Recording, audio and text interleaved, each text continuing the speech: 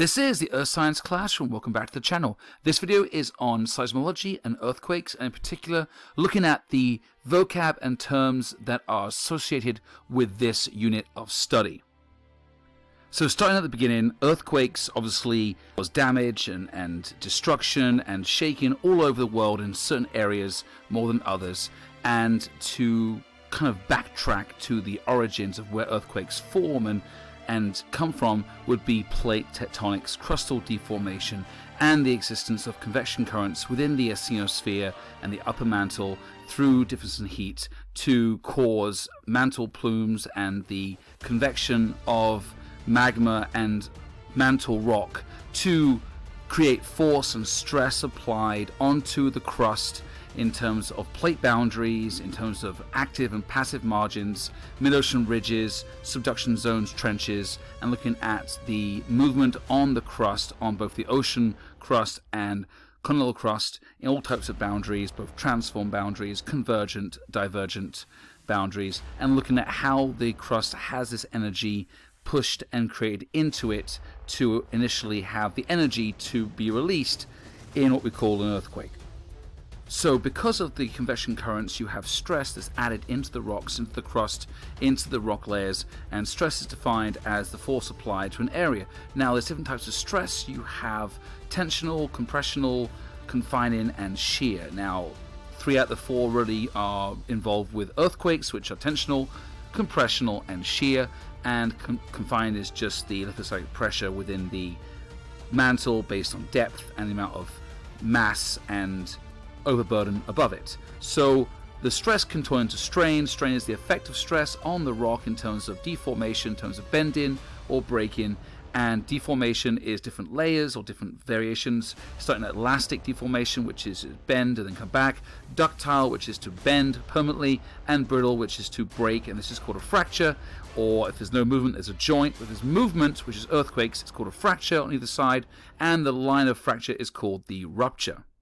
So once we have fractures and the rock actually breaking, we can have a fault line, which is to do with faults and different types of faults. There's 2 types of faults, dip slip and strike slip. Dip means the angle, slip means the movement or degree of change with the release of energy, and strike slip, again, strike is the more sudden movement and slip is the distance or measurement of the displacement. So these 2 types of faults, dip slip and strike slip, are important. Now with a dip slip you can find an angled fault line, which refers to 2 sides, one being the footwall, one being the hanging wall, and you can find which one is which. You've got to find the footwall first, which would be stationary, and that is drawing an X on the fault line and doing a straight line down, which is vertical, and that side will be the footwall, the other side is the hanging wall. Then you can decide which direction is the hanging wall moving. Now there's 2 ways a dip slip can move. In terms of the hanging wall, it is up or down. Up is called reverse and down is called normal. Now the stress applied to the rock will dictate the movement of the hanging wall. So if it's going up in reverse, it will be compressional stress, which is squeezing. If it's being moved down, it's called normal, which is then going to be tensional stress, which is being pulled apart. Now if it is a certain angle, which is less than 45 degrees, then a reverse fault can be called a thrust fault, which is more higher in velocity. Then you have a strike slip, which is vertical fault line, so no footwall, hang wall, it's just either side can move left or right. An oblique fault is going to be a combination of 2 movements, both reverse or normal or left and right strike slip. So every earthquake has certain generic terms in terms of the anatomy. Now the focus or hypocenter is the origin or point of release of energy along the fault line at a certain depth underground, whether it's shallow or deep, and that's where the earthquake actually happens. Then there's a point directly above this, which is we use for maps and surveying and seeing how far things are away from the shaking and the point of the earthquake, and that is called the epicenter. And along the fault line, along the area of movement in the crust, we can see that there's certain types of movement. We call these displacement, call it creep or slip. This slow but gradual movement of one side of the surface ground adjacent or relative to the other side based on the earthquake activity over time. So once an earthquake actually happens or occurs at a certain depth at the focus or hypocenter, it's going to release this energy, which is elastic energy, in the form of 4 distinct seismic waves. Now these waves are going to travel in different directions, different propagations, through the earth and along the surface, and they are characterized by their motion and their propagation and the eventual shaking that this wave will create on the surface.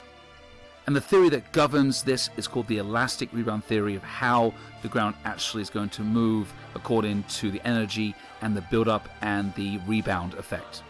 So all 4 waves are released at the same time the earthquake occurs, and there are 2 types. There's body waves and surface waves. The body waves are the P and the S, the surface waves the L and the R. Now again, characterized by the different propagations, how they move. The P wave is called primary and moves in straight linear lines, compression and expansion. The S stands for secondary, is a transverse wave like a snake side to side. The L, which is a surface wave, is a love, and it moves up and down. The R is Rayleigh, and this moves in an orbital fashion. Now the cool thing is surface waves move together at the same speed, whereas the P wave is the fastest, the S wave is the second fastest, and the L and the R are joint third, but they move only through the surface. That's why they're called the surface. Now the P goes through all types of mediums, of rocks and densities and liquid layers like the outer core. The S wave does not. S wave is blocked by the outer core liquid. Measuring the earthquake, measuring these waves is very important. The instrument used is called a seismograph, which is used to collect and record and analyze the shaking of the waves, both P, S, L, and R. L and R are the most destructive and higher amplitudes based on the frequency and the intensity of the location closest to the epicenter. You have a seismogram, which is the actual recorded shaking on a piece of paper, and this is done by a seismometer, which is the instrument recording the shaking. So you've got 2 types of scales: Richter scale, which is based on the energy and amplitude and release energy of the waves, versus the Mercalli scale, which is more based on damage and human perception. And both these scales have been modified over time with more accurate readings and accurate technology, again supporting the theory that the elastic rebound theory is how we understand earthquake mechanics. And with any natural phenomena, natural disaster or event, like a volcano, like a hurricane or tornado, with earthquakes you have certain hazards that are associated with this exact phenomena of the ground shaking. Only for about a minute on average, or the larger ones, in terms of the Richter scale of above 7, 8, or 9, can last for minutes. So hazards include phenomena like tsunamis. If there is an earthquake under water at a subduction zone or a plate boundary, you might get the displacement of water causing a tsunami at the coastlines. Rockfalls and mass wasting and mass movement due to gravity and the shaking of the earth can also occur. You can have damage to infrastructure, utilities, buildings, and issues with power lines. You can have liquefaction, which is the motion of the earthquakes creating a semi-solid medium out of a solid rock layer, usually sedimentary.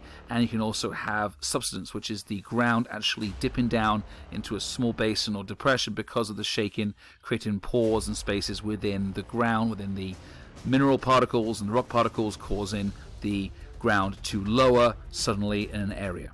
And finally, according to the elastic rebound theory, the earthquake is going to split into 3 distinct sections, which is the foreshock, the main shock, and the aftershock. These are distinctive releases of energy at certain points in time. So the foreshock is a small amount of energy released prior to the main earthquake, which will release about 9% of all the energy released in the crust and the rocks. And then the aftershock is a series of smaller earthquakes that can occur for days, weeks, months, or even years after the main shock and cause additional damage. Now, the aftershock is generally more damaging than the foreshock based on Richter scale and obviously the damage of Mercalli, but all 3 are based on the elastic rebound theory and are stages of the earthquake itself. Thank you so much for watching the video. I hope you enjoyed it. If you like it, please hit the like button. If you like more of this content, please check out my channel, which has all these videos on earth science.